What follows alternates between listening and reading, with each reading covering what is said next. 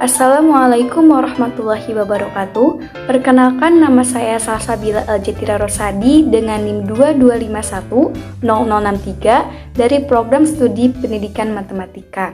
Di sini saya akan membahas tentang Pancasila sebagai ideologi untuk memenuhi salah satu tugas mata kuliah Pendidikan Pancasila dari dosen pengampu Bapak Wahyu Setiawan MPD. Nah, di sini ada pengertian dan konsep dasar ideologi. Ideologi itu berasal dari kata idea dan logos, yang dimana idea itu berarti gagasan, konsep, pengertian dasar, dan cita-cita. Sedangkan logos adalah ilmu atau pengetahuan.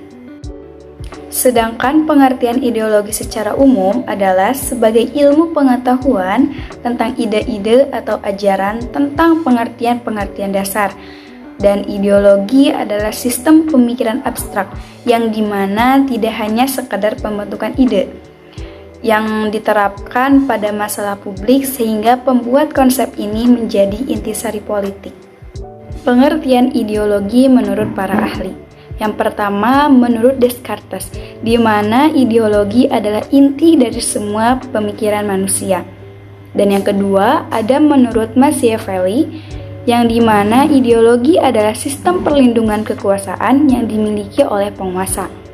Yang ketiga, menurut Karl Marx, ideologi adalah alat untuk mencapai kesetaraan dan kesejahteraan bersama dalam masyarakat. Yang keempat, menurut Francis Bacon, ideologi adalah paduan atau gabungan pemikiran mendasar dari suatu konsep. Ideologi perlu dimiliki di setiap negara. Mengapa? Karena ideologi digunakan negara sebagai landasan untuk memahami dan menafsirkan dunia dan kejadian-kejadian dalam alam sekitarnya. Dan ideologi juga membantu suatu negara dalam membuka wawasan yang memberikan makna dan menunjukkan tujuan dalam kehidupan bernegara. Masuk ke materi inti yaitu Pancasila sebagai ideologi. Apa sih? Ideologi Pancasila adalah gabungan dari nasionalisme dan komunisme, atau bisa disingkat juga sebagai Nasakom. Ideologi Pancasila merupakan satu-satunya ideologi yang menjadikan Tuhan sebagai pusatnya. Jelas, ada pada sila pertama Pancasila yang berbunyi ketuhanan yang Maha Esa. Pancasila merupakan ideologi bangsa yang berakar pada pandangan hidup serta budaya bangsa dan tidak mengambil dari negara lain. Pengertian ideologi Pancasila itu sendiri adalah kumpulan nilai dan norma yang meliputi sila-sila dalam Pancasila. Jadi, sangat jelas bahwa Indonesia menjadi negara kesatuan yang menjunjung tinggi rasa nasionalisme. Telah diketahui juga bahwa ideologi Pancasila sudah ada sejak awal kemerdekaan Indonesia. Selain ideologi bangsa Indonesia, di sini juga ada perkembangan ideologi dunia. Perkembangan ideologi di berbagai dunia ini sangat pesat. Terdapat 8 ideologi yang menjadi induk-induk ideologi lainnya. Nah, 8 ideologi tersebut dibagi menjadi 2 sayap. Yang pertama, sayap kanan yang terdiri dari ideologi fasisme, nasisme, monarkisme, dan konservatisme.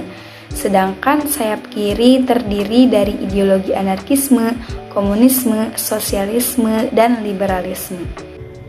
Nah, sekarang kita bahas ideologi yang berada di sayap kanan terlebih dahulu ya. Yang pertama ada fasisme. Fasisme adalah paham mencintai negara dan mengagung-agungkan negaranya atau rasa nasionalisme secara berlebihan. Negara yang menganut adalah Italia.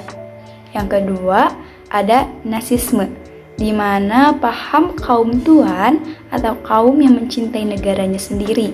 Negara yang menganut adalah Jerman. Ketiga, monarkisme.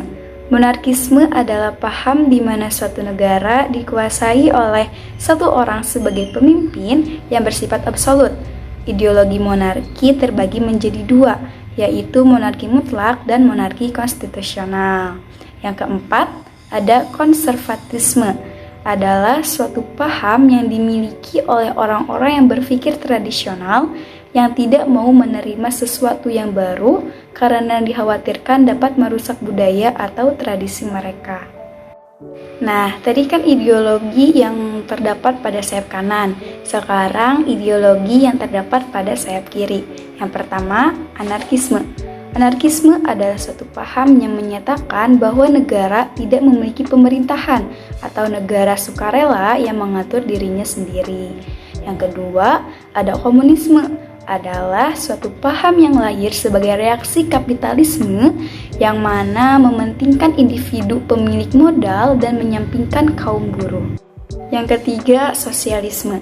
Sosialisme adalah suatu paham tentang respon keegoisan individu dari kapitalisme. Yang keempat, ada liberalisme.